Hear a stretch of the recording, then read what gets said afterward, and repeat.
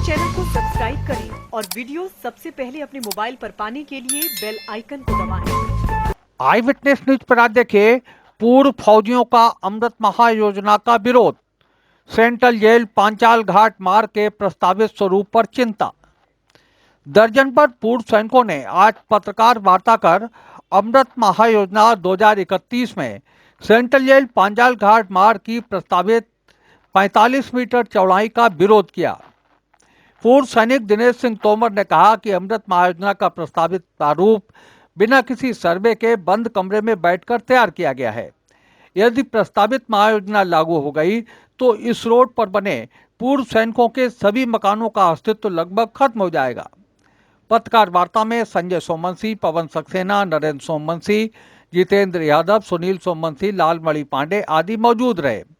आइए आपको सीधे राम बेकट हाल ले चलते हैं, जहां देखते हैं कि विहिप नेता पूर्व सैनिक दिनेश सिंह तोमर महायोजना को लेकर के किस तरह से विरोध कर रहे हैं। हम लोग जो है पांचाल घाट से सेंट्रल जेल चौराहे तक के बीड़ी बंधु यहाँ पे एक प्रेस वार्ता रखी है और सर्वप्रथम मैं इसमें समस्त ज़िले की मीडिया को धन्यवाद देना चाहता हूँ कि उन्होंने अपना कीमती समय निकाल के हम लोगों की जो है यहाँ पे जो फरियाद है उसको सुनने के लिए आए हुए हैं।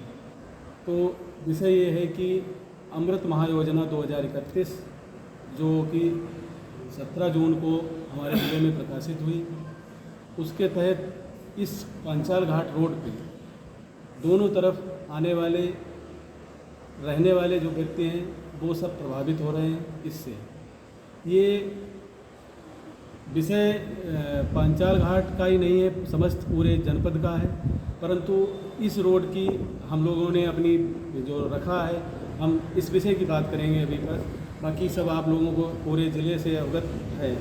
इस विषय इसमें यह है कि मार्च में जब चिन्हांकन हुआ था और जो है NHAI के द्वारा जो है 28 मीटर लिया गया है, लेकिन मास्टर प्लान में बिना हम लोगों के किसी से सुझाव से, ये बिना किसी की सहमत से इसको जोड़ दिया।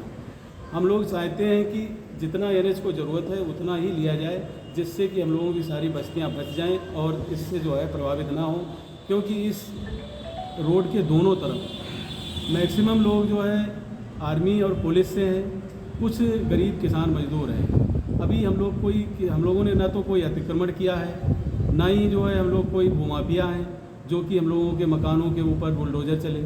तो ऐसी स्थिति में जो नक्शा आया है, ये नक्शे का हम लोग विरोध कर रहे हैं और इसी के तहत आपत्तियाँ दाखिल की हैं। हम चाहते हैं कि आपके माध्यम से हमारी खबर जिला प्रशासन, शासन और जो है जनप्रतिनिधियों तक पहुँचे, जिससे कि हम लोग जो है इस बड़ी एक दुर्घटना जो होने जा रही है इससे बच सकें। इससे हम लोग प्रभावित, अभी आपको सबको पता है, आप लोग भी यहीं के रहने वाले हैं, कि 2 नदियां हैं जो कि भौगोलिक स्थिति हम लोगों के ज़िले की ख़राब कर रखी है, जिसमें 2 फसलों में से एक फसल मिलती है। एक फसल सैलाब से ग्रस्त हो जाती है, एक फसल बचती है। उसमें तरह तरह के प्रकोप आते हैं, जैसे कि ओलावृष्टि होना, सूखा पड़ना, गायों का, जंगली जानवरों का प्रकोप।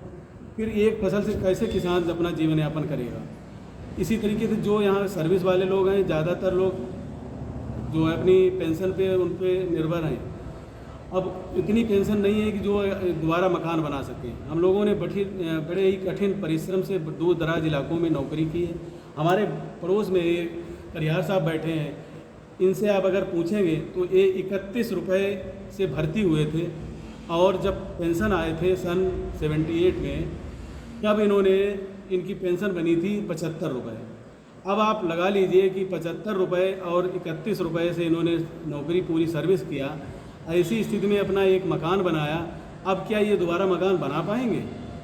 तो इस विषय पे हमारा प्रशासन से हाथ जोड़कर सभी से विनती है कि इस तरीके से, जिस तरीके से काम चलना है, काम चलने के लिए रोड भी निकल जाएगा 28 मीटर में, 2-2 मीटर और भी बचा रहेगा और जो है सीधे सीधे हम लोग जो है घर भी बच जाएंगे। हमारा सिर्फ यही मांग है और इसके अलावा हमारी कोई मांग नहीं है। हम प्रशासन और शासन और जनप्रतिनिधियों से हाथ जोड़ के यही मांग कर रहे हैं कि जितनी 4 वे की आवश्यकता है उतनी लेकर के इसको ग्रीन बेल्ट और ग्रीन जोन ये सब न दे करके इतना ही लिया जाए जिससे हम लोगों की जो है बच जाएंगे। जिससे क्या होगा कि कोई बेघर नहीं होगा। जो अपना किसी ने आशियाना बनाया है वो उसका उजड़ेगा नहीं, विषय ये है। और कोई ज़्यादा हमारा कोई खास नहीं है। हम आपके माध्यम से अभी जैसे कि एक डूबते हुए एक तिनके का सहारा होता है, हम लोगों ने पूरे प्रशासन में जा के सब लोगों से सबसे कहा और सभी से अभी आश्वासन मिल रहा है, लेकिन अब परंतु कोई आज कल 1 महीना पूरा हो जाएगा, आज 1 दिन बाकी है। इसके बाद में क्या परिणाम आएगा, हम लोग जो है मतलब इतनी प्रतीक्षा में है कि पता नहीं क्या होगा। लोगों के घरों में दहशत मची हुई है। हम सब यही चाहते हैं कि किसी तरीके से आपका काम चले, 4 वे निकले, जिससे हम लोगों का भी उसको फ़ायदा होगा। और ये सब ग्रीन बेल्ट अन्यथा ये सब हटा कर कहीं दूसरी जगह किया जाए तो ज़्यादा बेहतर होगा। यही हम लोगों की मांग है, जिससे कि सब लोग जो है अपने आशियाने किसी को उजड़ने नहीं चाहिए। अब जैसे कि क्या होता है कि एक आपने पुराने आदिकाल में देखा है, द्रौपदी का जो चीर हरण हो रहा था, दुशासन खींच रहा था, तो अंत में एक विकल्प हम लोगों को यही लगा कि हम लोग पत्रकार मीडिया बंधुओं से, आप लोगों से गुजारिश करें ताकि हमारी बात का जो है वहाँ तक पहुँचे।